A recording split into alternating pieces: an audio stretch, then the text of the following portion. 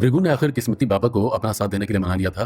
हालांकि बाहर की हालत बहुत खराब थी, क्योंकि बैरन द्वीप का ज्वालामुखी फट चुका था, जिसकी वजह से वहां चारों सिर्फ और सिर्फ विनाश ही नजर आ रहा था। हर तरफ धुआं और लावा फैल चुका था और ऐसे हालत में वहां गुफा से बाहर निकल पाना काफी मुश्किल था। लेकिन तभी किस्मती बाबा ने भृगु को एक गैस मास्क पकड़ाया और उन्होंने बाकियों को भी एक एक गैस मास्क दिया। उन्होंने कहा कि वो लोग वही मास्क पहनकर ही बाहर आराम से घूम पाएंगे। बाहर निकलने से पहले बाबा ने भृगु को अच्छे से समझा दिया था कि उसे लावा से बचकर रहना है। जिस भी जगह पर लावा फैल चुका था वो लोग उन रास्तों से बचते हुए जाने वाले थे और इसमें गलती की कोई गुंजाइश नहीं थी। भृगु जब इस द्वीप पर आया था तब यहाँ का नजारा बहुत ही अलग सा था। हालांकि तब भी वहां पुराने लावा की काली मिट्टी हर तरफ फैली हुई थी, लेकिन इस वक्त भृगु इस द्वीप को जैसी हालत में देख रहा था वो उसके लिए भी एकदम भयानक दृश्य था। उस गैस मास्क की वजह से वो लोग धीरे धीरे सांस तो ले पा रहे थे, वरना तो वहां सांस लेना भी एकदम दुश्वार हो रहा था। उन्हें चलने में बहुत ध्यान रखना पड़ रहा था और इसलिए वो लोग एकदम धीरे धीरे चल रहे थे, जबकि भृगु तो बार बार समय का ध्यान रख रहा था। तभी एक जगह पर पहुंचकर बाबा ने उन्हें हाथ दिखाकर रुकने का इशारा किया। सबके सब वहां रुक गए और इधर उधर देखने लगे। उस जगह पर लावा अभी तक पहुंचा नहीं था, लेकिन धुआं फिर भी काफी फैल चुका था। अचानक से बाबा ने अपना मास्क उतारा। ये देखते ही भृगु उनसे सवाल करना चाहता था, लेकिन तभी उसने गौर किया कि बाबा ने एक बांसुरी निकाली और उसे बजाना शुरू किया। लवी और झिलमिल तो एक दूसरे को देखने लगे, क्योंकि उन्हें तो कुछ भी समझ नहीं आ रहा था। भृगु ऊपर की ओर देखने लगा, क्योंकि उसने गौर किया कि बाबा भी बांसुरी बजाते हुए ऊपर आसमान की ओर देख रहे थे। अचानक से भृगु के कान के ठीक पास से कुछ निकला। भृगु एकदम से चौंकते हुए साइड हुआ और उसने देखा कि एक बहुत बड़ा पक्षी बाबा के कंधों पर आकर बैठा। उसके बैठते ही बाबा ने बांसुरी रोकी और पक्षी पर प्यार से हाथ फेरा। वो पक्षी उनकी बांसुरी सुनकर ही वहां उड़कर आया था और बाबा ने भी उसे एक खास मकसद से बुलाया था।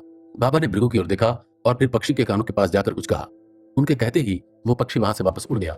भृगु के लिए ये पूरा मामला बहुत ही अजीब था, लेकिन उसे एहसास हुआ कि शायद वो उस पक्षी के वहां आने की वजह जानता था।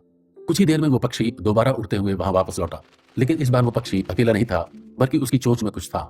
करीब से देखने पर भृगु ने गौर किया कि उस पक्षी ने कुछ पत्तों को अपनी चोंच के बीच में दबाया हुआ था।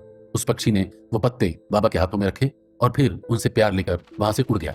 भृगु उस पक्षी को दूर तक उड़ते हुए देखता रहा और फिर वो बाबा की तरफ पलटा। उसकी आंखों में एक चमक थी और उसका दिल गदगद हो रहा था। भृगु ने उम्मीद से बाबा की ओर देखा। हालांकि उसने कुछ कहा नहीं और ना ही कुछ पूछा, बल्कि बाबा ने खुद आगे बढ़कर भृगु का हाथ लिया और उसके हाथों में उन पत्तों को रखा। उस पक्षी ने दूसरी जड़ी बूटी लाकर भृगु तक पहुंचा दी थी। उस बूटी को हाथ में लेते ही भृगु ने कसकर बाबा को गले लगा लिया। उसका दिल भर आया और उसके पास शब्द कम पड़ रहे थे। ये समझते हुए बाबा ने भृगु की पीठ थपथपाई और कहा, जाओ, अब समय बर्बाद मत करो। तुम लोगों को तुरंत यहाँ से निकलना चाहिए और अब तो तुम्हें जो चाहिए था वो भी तुम्हें मिल चुका है, इसलिए लावा फैलने से पहले जल्दी से यहाँ से निकलो और जाकर अपनी पत्नी को बचाओ। भृगु ने हंसते हुए कहा, बाबा, इस मुश्किल माहौल में भी आपने जिस तरह से मेरी मदद की है उसे मैं कभी नहीं भूलूंगा। मैं तो वाकई में हिम्मत हार रहा था, पर आपने मुझे हारने नहीं दिया। अब आप बताइए किसके बदले मैं आपके लिए क्या कर सकता हूँ। किस्मती बाबा ने कहा, बस जाओ और तुम जाकर अपनी बीवी को बचाओ और जब वो ठीक हो जाए तो कभी उसे यहाँ घुमाने लेकर आना और तब तक बाकी लोगों को भी हमारे पास मिलने के लिए भेजते रहना। अब मैं तो यहाँ अकेला रहता हूँ, लेकिन कभी कभी जब लोग आते हैं तो थोड़ा अच्छा लगता है। अब तुम जाओ और अपना भी ध्यान रखना। भृगु वहां से जड़ी बूटी लेकर निकला और वो लोग फटाफट से समुद्र की तरफ बढ़े। वहां पहुंचते ही उन्होंने देखा कि वो ड्राइवर बोट लेकर अभी भी वहां मौजूद था। वो अपनी ही बोट में सो रहा था, लेकिन तभी भृगु ने आकर उसे उठाया। वो एकदम से चौंक कर उठा और उसने जैसे ही भृगु को सामने देखा तो हैरानी और खुशी के मारे उसे गले से लगा लिया। भृगु ने पूछा, तुम अभी तक यहाँ क्या कर रहे हो? यहाँ तो इतना समय बीत चुका है और अब तो ज्वालामुखी भी फट चुका है, पर तुम फिर भी यहीं रुके हुए हो। उस ड्राइवर ने फटाफट इंजन को शुरू किया और बोट को चलाते हुए बोला, सर, मुझे पता था कि आपको मेरी जरूरत लौटने के समय में भी पड़ेगी और तब आप अकेले कैसे जाओगे, इसलिए मैं यहीं रुक गया। और वैसे भी आपको मुझे पैसे भी तो देने हैं। लवी ने हंसते हुए पूछा, लेकिन हमने तो तुम्हें पूरे पैसे दे दिए थे। उस ड्राइवर ने हंसकर कहा, अच्छा मैडम, मैं आपके लिए इतनी मुसीबत झेलकर यहाँ खड़ा रहा, उसके और पैसे नहीं मिलेंगे? ये सुनते ही सभी मुस्कुराए और अपने आगे के सफर के लिए व्याकुल हो गए। भृगु इस सफर पर बस जड़ी बूटी लेने के इरादे से आया था, पर उसे बिल्कुल भी एहसास नहीं था कि उसके सामने कैसी परेशानियां आने वाली थी और अगर वो अकेले ही इन परेशानियों से जूझने की कोशिश करता तो शायद वो इन जड़ी बूटियों को कभी भी हासिल नहीं कर पाता। पर इस पूरे सफर के दौरान उसे बहुत ही अच्छे लोग मिले। ये ऐसे लोग थे जिन्होंने भृगु का भरपूर साथ दिया और उन्होंने भृगु को उसकी मंजिल तक पहुंचने में पूरी मदद की थी। इसलिए भृगु का दिल इस वक्त इस प्यार, अपनेपन और दया की भावना को देखते हुए भर आया था। आखिर भृगु उन दोनों जड़ी बूटियों को लेकर जागरा पर्वत पर वापस पहुंचा। अब तो उसके कदम रुकने का नाम ही नहीं ले रहे थे और वो बस जाह्नवी को देखना चाहता था। भृगु जैसे ही पहाड़ के ऊपर पहुंचा तो उसने देखा कि साधु बाबा बाहर बैठे हुए धूप सेंक रहे थे और उनकी आंखें भी बंद थी। भृगु भागता हुआ उनके पास पहुंचा और उनसे पूछा, बाबा, जाह्नवी कैसी है? साधु बाबा ने हैरानी से आंखें खोली और भृगु को अपने सामने देखकर खुश हुए। उन्होंने पूछा, तुम आ तो गए हो, लेकिन खाली हाथ लौटे हो या फिर? इससे पहले कि वो अपनी बात पूरी कर पाते, भृगु ने एक बैग खोला जिसमें दोनों जड़ी बूटियां रखी हुई थी। उसने कहा, बाबा, जैसा कि आपने कहा था उसके मुताबिक मैं वत्सनाभा और ईश्वरा मूली को अपने साथ लेकर आया हूँ। आपने कहा था कि शायद इन बूटियों से मिलाकर आप जानवी के लिए दवाई बना पाएंगे और वो ठीक हो सकती है। तो मैंने अपना वादा पूरा किया और अब आपकी बारी है। उन दोनों बूटियों को हाथ में लेकर साधु ने कहा, तुमने मुझे बिल्कुल भी निराश नहीं किया है। अब जब ये मिल गई है तो चलो दवाई बनाते हैं और तुम्हारी बीवी को बचाते हैं। इतना कहकर वो साधु उन बूटियों को अपने साथ अपने दवा वाले कमरे में ले गए और भृगु जानवी को देखने के लिए उसके कमरे में पहुंचा। अंदर घुसते ही भृगु ने देखा कि जानवी बिस्तर पर लेटी हुई थी, लेकिन उसकी हालत पहले के मुकाबले और भी खराब हो गई थी। वो काफी कमजोर दिख रही थी और उसका रंग भी जैसे एकदम काला सा पड़ने लगा था। साधु ने अब तक उसे बचाए रखने की अपनी पूरी कोशिश तो की थी, लेकिन फिर भी उस जहर का असर जानवी के शरीर पर काफी बढ़ चुका था। भृगु जानवी की ऐसी हालत देखकर और भी बेबस महसूस करने लगा और वो बस उसे उठाकर गले लगाना चाहता था। भृगु जानवी का हाथ पकड़कर वहीं बैठ गया। तभी वो साधु एक कटोरी लेकर आए और बोले, यह मिश्रण हमें उसके शरीर में पहुंचाना पड़ेगा।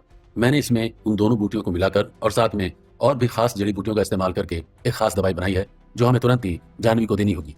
अभी जानवी इसे पीने की हालत में तो नहीं है, इसलिए हमें सुई का इस्तेमाल करके इस दवाई को इसके शरीर में डालना पड़ेगा। उसके बाद भृगु ने खुद जानवी को वो दवा वाली सुइयां लगाई और फिर उसके पास ही बैठा रहा। कुछ देर इंतजार करने के बाद भी जानवी में कोई फर्क नहीं दिखा और उसकी हालत अभी भी पहले जैसी ही लग रही थी। ये देखते ही भृगु ने थोड़ा रुष्ट होकर साधु से पूछा, आपने तो कहा था कि ये दवाई इस पर काम करेगी और हमें ये दवाई दिए हुए काफी समय भी हो चुका है, लेकिन जानवी तो अभी भी वैसी की वैसी ही लग रही है। इसकी हालत में कोई सुधार नहीं हुआ है। क्या आपकी चिकित्सा विद्या अब कमजोर हो चुकी है? भृगु की बेचैनी को देखकर साधु ने मुस्कुराकर उससे कहा, तुम इतने बेचैन क्यों हो रहे हो? मेरी चिकित्सा विद्या तो एकदम सही है, लेकिन तुम्हारी समझ को क्या हुआ है? अरे हमें दवाई दिए हुए इतना भी समय नहीं बीता है और उसकी जैसी हालत थी उसमें तो ठीक होने में समय लगेगा, इसलिए तुम्हें इंतजार करना पड़ेगा भृगु, क्योंकि जानवी को ठीक होने में 2-3 दिन का समय लग जाएगा। ये बात सुनकर भृगु को थोड़ा चैन मिला।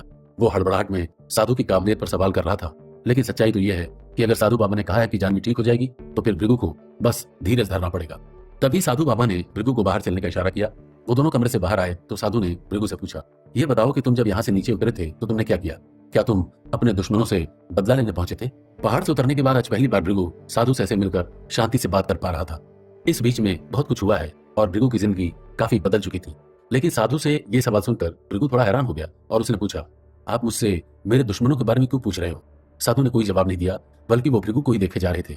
तब भृगु ने कहा, हाँ, मैं अपने दुश्मनों से बदला लेने गया था, लेकिन वहां जाकर मुझे पता चला कि मेरे दुश्मन कोई छोटे लोग नहीं है, बल्कि वो बहुत ही खतरनाक लोग हैं। और सच बताऊं तो मैं भी नहीं जानता हूं कि मेरा बदला पूरा हुआ है या अभी भी बाकी है। हर दिन मुझे कोई ना कोई नया पहलू पता चलता है। तब साधु ने कहा, जब मैंने तुम्हें यहाँ से नीचे की ओर भेजा था तो तुम्हें एक जिम्मेदारी के साथ भेजा था कि तुम शादी करोगे, ना कि तुम अपने दुश्मनों को ढूंढते फिरोगे। इस बीच में इतना कुछ कैसे बदल गया भृगु? अगर तुम वहां ऐसे खून खराबा और बदला लेते हुए फिरोगे तो क्या लगेगा कि मैंने तुम्हें यही सब कुछ सिखाया है? तभी झिलमिल वहां आई और उसने कहा, भृगु, जो भी गुरुजी सिखाया है वो तो बिल्कुल भी मत मानना। और फिर वो हंसने लगी। उसने आगे कहा, वैसे तुम्हें तो यह पता ही होगा कि चाहे तुम्हारा दुश्मन कोई भी हो, प्राचीन खंड के लोग या फिर दुनिया का बड़े से बड़ा मार्शल आर्टिस्ट, लेकिन यहाँ तुम्हें कोई कुछ नहीं कर पाएगा। इस जगह पर किसी में भी हिम्मत नहीं होगी कि वो तुम्हें हाथ भी लगा पाए। भृगु ने मुस्कुराकर कहा, मैं अपना ध्यान कहीं भी रख सकता हूँ। फिर भृगु ने झिलमिल से कहा, वैसे अगर तुम्हें भी मेरी सुरक्षा की जरूरत पड़े तो बिल्कुल भी मत हिचकिचाना और तुम मेरे पास आ सकती हो, मैं तुम्हारी भी हिफाजत करूंगा। झिलमिल मुंह बनाते हुए अजीब तरीके से मुस्कुराई, जैसे भृगु को चिढ़ा रही हो। फिर उसने कहा, तुम चाहे जो भी करो, लेकिन मुझे तो पता है कि हम क्या करने वाले हैं। मैं और गुरुजी तो बहुत ही जल्दी यहाँ से जाने वाले हैं और तब चाहे तुम्हारे सर पर कोई भी मुसीबत आए, लेकिन तुम्हें उससे खुद ही निपटना पड़ेगा। ये बात भृगु के लिए बहुत ही हैरानी वाली बात थी। उसने तुरंत पूछा, जा रहे हो मतलब? कहाँ जा रहे हो? फिर भृगु साधु की तरफ देखने लगा। झिलमिल ने हंसते हुए कहा, हर राज सबको बताया नहीं जाता है, कुछ बातें राज ही रहे तो बेहतर है। झिलमिल ने बात को मजाकिया अंदाज में काटने की कोशिश की, पर उसने भृगु को कुछ और नहीं बताया। साधु बाबा के जाने की बात का भृगु पर क्या असर पड़ेगा, जानने के लिए सुनिए मसीहा डॉक्टर का अगला एपिसोड।